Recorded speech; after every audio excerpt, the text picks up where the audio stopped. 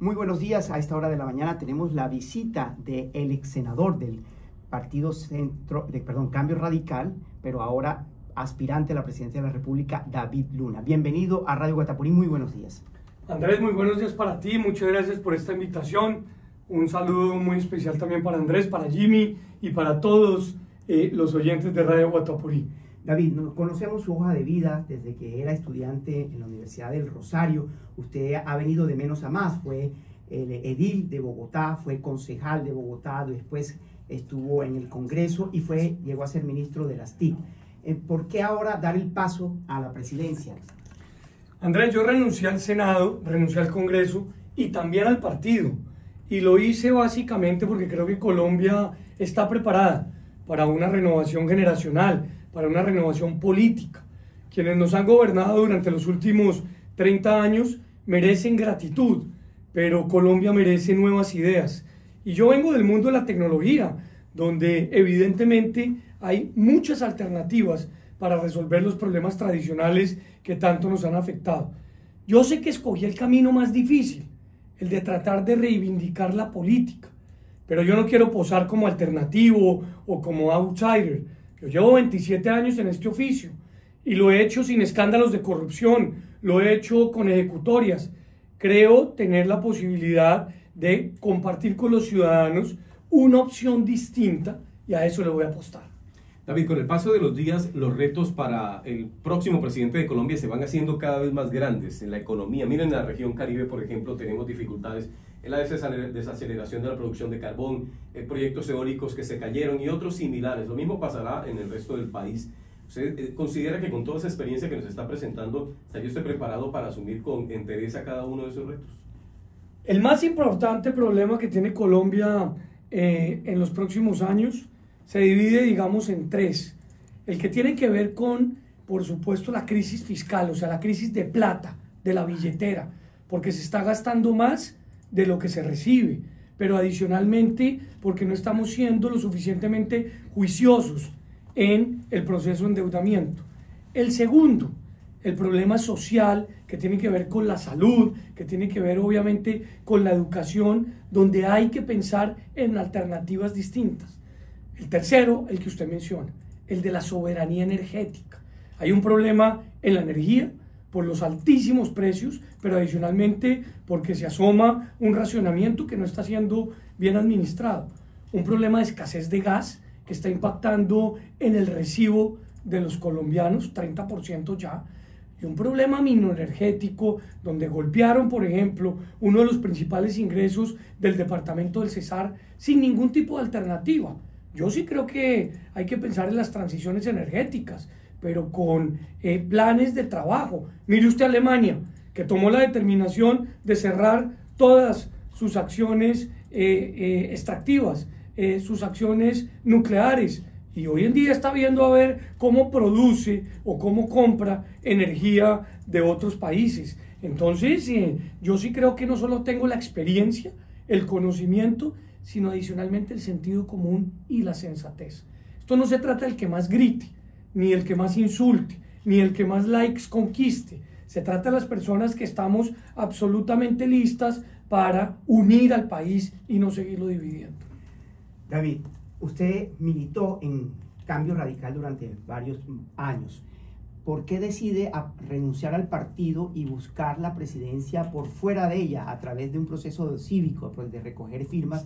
¿Es posible ser presidente de Colombia por firmas cuando aquí se dice que la maquinaria pesa mucho, que es necesario aliarse con la clase política tradicional para llegar al poder? Fíjese, Petro, que había buscado la presidencia en 3 ocasiones, le tocó aliarse con los mismos de siempre, con los Roy Barreras, con los Armando Benedettis y con similares para poder llegar a la presidencia. Si no, no hubiese llegado nunca. Andrés, yo precisamente tomo la decisión por 2 razones. La primera, porque hay mucha gente que me dice, hombre David, yo quiero acompañar su proceso porque usted es un tipo con una carrera transparente, sin escándalos y con ejecutorias, pero no estoy de acuerdo con lo que propone o con lo que hace o con lo que representa su partido. Por eso yo he hecho mano de una figura constitucional que es la recolección de firmas para crear un movimiento ciudadano que en este caso se llama Sí hay un camino, porque yo sí creo que hay un camino para recuperar la esperanza de este país, la moral. Pero dos, yo estoy absolutamente convencido que en los partidos hay gente buena, como también hay gente mala.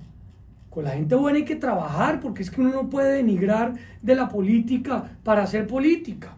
Yo sí creo que en esto se necesita experiencia, Andrés. Y si mañana Dios no lo quiere, yo jugando un partido de fútbol, ahora que está tan de moda el pádel o algunos otros deportes, se me rompe la rodilla, pues yo no busco el mejor odontólogo para que me la opere, busco al mejor ortopedista. Y yo creo que Colombia necesita eso, un liderazgo distinto. Esto no se trata del que mejor toque guitarra o el que mejor juegue fútbol, se trata del que conozca el Estado, el que haya demostrado con sus acciones que puede gobernar. Senador, ¿cómo lograr en este mar que hay en este momento de precandidatos, de personas que están mostrando liderazgo, que están tratando de convencer al país que son la mejor opción, enfrentado a un progresismo que se mantiene fuerte, que tiene el poder en estos momentos? ¿Cómo hacer marcar la diferencia para consolidar esa iniciativa y lograr el respaldo general para enfrentar seguramente a lo que vamos a llegar al final, enfrentar al progresismo y a la línea y la corriente del presidente Gustavo Petro? Jimmy, yo creo que con tres alternativas. La primera es que esto es como un embudo.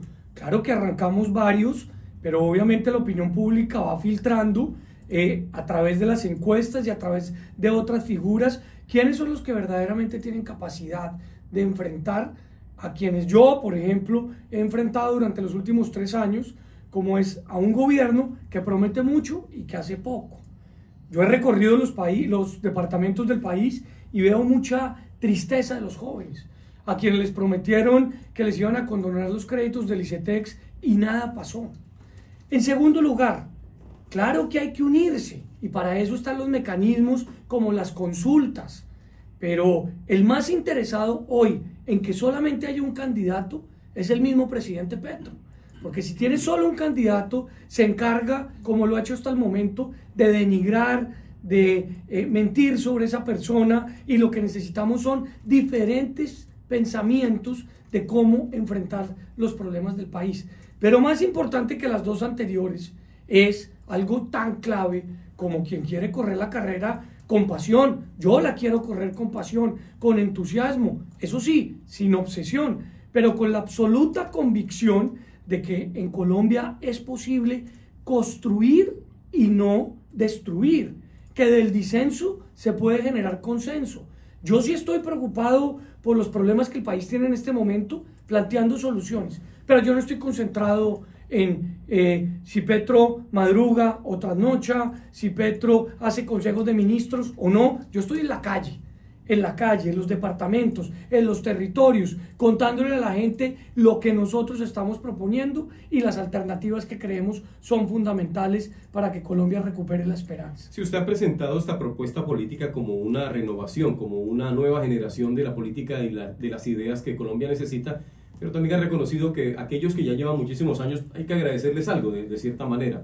Pero esta búsqueda de la presidencia de la República a través de una propuesta independiente se desmarca del partido Cambio Radical. No es básicamente como vamos a retirarnos un poco porque los partidos son más en lo que se han equivocado que lo que han acertado. ¿Usted considera eso? No, por supuesto yo me desmarco. Es que yo respeto, como lo he dicho públicamente y en esta emisora varias veces, al doctor Germán Vargas Lleras, pero Germán Vargas Lleras es Germán Vargas Lleras y David Luna es David Luna. Somos dos cosas diferentes, dos personas distintas, dos liderazgos distintos. Y yo, ¿por qué lo digo de esta manera? Con mucho respeto, pero con mucha firmeza. Porque yo sí creo que es fundamental en Colombia entender que tenemos una necesidad de pensar en fórmulas diferentes.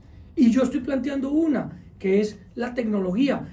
El grave problema de seguridad que se vive en el departamento del Cesar, pero en otros departamentos, pues tiene dos explicaciones. Uno, que evidentemente le amarraron las manos y los pies a nuestra fuerza pública. Pero dos, que el delincuente reitera, que el delincuente reincide en el delito. Porque ¿sabe por qué? Porque hay 1 millón de expedientes represados en la justicia colombiana. Con tecnología, con inteligencia artificial, podíamos reducir rápidamente en un 30% ese represamiento y brindar justicia más rápido en un 40%. Eso no es una historia de futuro, eso está pasando en el mundo en estos momentos. Entonces yo sí estoy pensando en fórmulas distintas. Usted menciona a Germán Vargas Lleras y nos dice que una cosa es él, otra cosa es usted. Eso lo tenemos claro, por eso usted renuncia al partido. Sin embargo, me llama la atención algo, y es que Germán Vargas Lleras también en el pasado recorrió el camino que usted está recogiendo, que es recoger firmas. De hecho, Germán Vargas Lleras recogió 5.5 millones de firmas para avalar su candidatura, pero en las elecciones fue un desastre. Ni siquiera pasó a segunda vuelta, quedó de cuarto. ¿Usted podría estar cometiendo el mismo error? No creo que esté cometiendo error. Yo lo que creo es que estoy haciendo algo distinto y diferente por dos razones. Uno, porque yo vuelvo y le repito, yo no estoy denigrando de la política para hacer política, Andrés. Yo lo que estoy diciendo es que me siento muy orgulloso de que en mi carrera de 27 años, tengo 50, soy papá de Laura, perdón, de Julieta y de Alejandro, esposo de Laura, pues nunca he tenido un escándalo y sí he logrado con ejecutorias hacer las cosas de manera correcta. Pero dos, yo estoy absolutamente convencido que es esencial que se construya, se gobierne con personas que tengan experiencia, expertise, y llegó el momento de una renovación generacional. Yo tengo 50 años, pero llevo 27 en el servicio público. Usted no puede buscar operarse unas cataratas con una persona seguramente que no se ha graduado o que no tiene la especialización en oftalmología porque de pronto pierde el ojo. Pero dos, hay que pensar distinto. Ese médico seguramente está utilizando ya tecnología para operar ese ojo. Acá es lo que yo estoy planteando. El mejor de los mundos de la experiencia y la innovación. Le voy a poner en un escenario hipotético. Usted ya es presidente de la República y el presidente Donald Trump anuncia aranceles del 10% adicionales a todo lo demás. El gobierno colombiano anunció que lo que esto ponía sobre la mesa más bien es una oportunidad de expandir los productos de Colombia por el mundo. ¿Usted qué decisión tomaría? Uno, no enfrentar, ni pelear, ni insultar a un presidente que tome una determinación autónoma sobre su país. Por el contrario, conversar, utilizar la diplomacia, hablar para ver cómo lograr que esos mercados tengan pocas o ninguna restricción. Dos, yo sí creo que hay alternativas en otros mercados, pero el hecho de que haya alternativas en otros mercados no quiere decir que tengamos que pelear con el mercado estratégico. Nosotros seguimos siendo un socio comercial y estratégico para Estados Unidos y hay que recordárselo al presidente Trump, porque finalmente este país tiene una democracia establecida, no una dictadura, como está viviendo en estos momentos nuestro hermano país de Venezuela. David, en el panorama político local, nacional, ha empezado a hacer carrera la tesis de que nuestro modelo centralista está haciendo agua, que es necesario hacer reformas porque no sirve más. De hecho, la reforma al sistema general de transferencias va en esa dirección. Algunos incluso dicen debemos ir más allá, debemos migrar a un modelo federalista porque todo está centralizado en Bogotá, hay un bogocentrismo que es odioso, que es incómodo. Y usted ve, cuando usted fue ministro, recordará que todos los alcaldes del país y los gobernadores, incluso todas las semanas le toca coger un avión el lunes por la mañana para ir a patinar proyectos para sus regiones. Eso es casi que una actitud mendicante con las regiones del país. Y ese es el modelo que hemos tenido en los últimos 200 años. En el caso de usted llegar a la presidencia, ¿cómo poder reformar ese modelo para que haya más equidad en la distribución de los ingresos en el país, para que no tengamos los de la provincia ser tratados como ciudadanos de segunda clase, como realmente nos están tratando desde Bogotá? Qué buena pregunta, Andrés, porque se la va a contestar nada más y nada menos que un cachaco. Yo sí creo que hay que desbogotanizar Colombia. Y hay que desbogotanizar Colombia por el respeto que le debemos a las regiones que tienen idiosincrasias distintas, liderazgos diferentes, oportunidades diferentes y, lo más importante, capacidades distintas. Yo creo que el modelo contemplado en la Constitución del 91 era el modelo acertado. Por eso, en el año 2007, cuando se presentó la modificación para reducir los recursos que llegaban a las regiones, yo fui uno de los 3 representantes que votamos en contra ese acto legislativo, de 165 de esa época. Y yo lo dije con contundencia, no podemos restringirle las capacidades económicas a las regiones. Pero 2, acá también hay que identificar una cosa, que es las competencias. Le voy a poner 3 ejemplos. Las placahuellas. Placahuellas hace el INVIAS, el DPS, la gobernación, la alcaldía. Solamente una entidad debe encargarse de las placahuellas. Y ahora las juntas. 2, la conectividad de los colegios, el Ministerio de Educación, el Ministerio TIC, la gobernación, la alcaldía. Solamente una entidad debe encargarse de esa actividad. ¿Por qué? Primero, para luchar contra la corrupción, porque si usted sabe que Juan es el que conecta el internet, pues Juan es el único responsable. Hoy son Juan, Camila, Roberto, Pedro y Ana María. 5. Entonces ahí no hay ningún control. Y la última cosa, es esencial entender que hay formas distintas. Valledupar tiene un problema complejo de desempleo. ¿Cómo enfrentar el desempleo en Valledupar? La fórmula es diferente a cómo enfrentarla en Santa Marta o cómo enfrentarlo en Cúcuta. Yo creo que acá hay talento juvenil.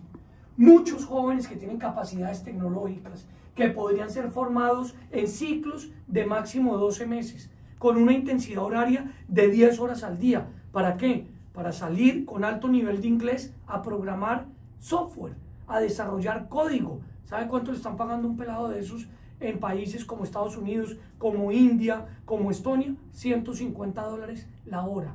No se tienen que mover de su casa, conectados. Ahí hay oportunidades. Y el desempleo, que vuelvo y repito, en Valledupar es alto, hay que enfrentarlo para Valledupar de una manera distinta al resto del país. Senador, ya la Biblia nos ha marcado hechos importantes en la trascendencia humana.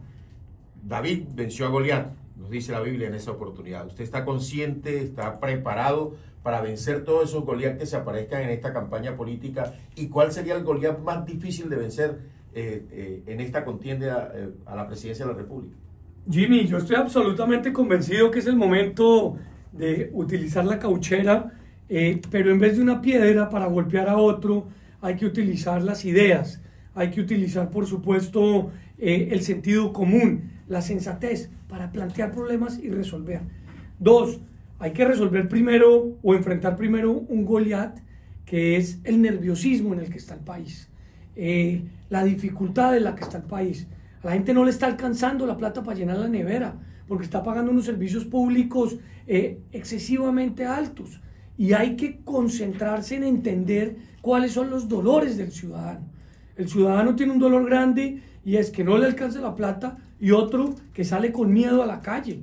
Y eso hay que enfrentarlo con experiencia, con evidencia. Y yo estoy absolutamente convencido que esta va a ser una campaña larga y difícil, que seguramente estará llena de insultos, de golpes, de mentiras, pero yo no voy a responder con la misma herramienta.